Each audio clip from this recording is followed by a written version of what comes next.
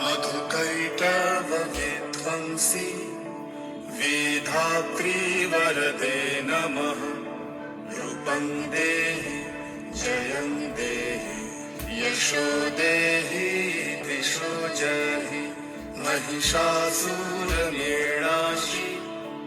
भक्तानां सुखदे नमः।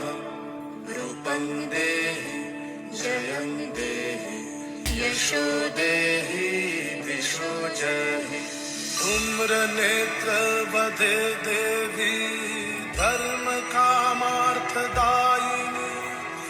रूपं देहि जयं देहि यशो देहि दिशो जहि। रक्तबीज वदे देवी चण्डमुण्ड विनाशिनी। रूपं देहि जयं देहि यशो देहि दिशो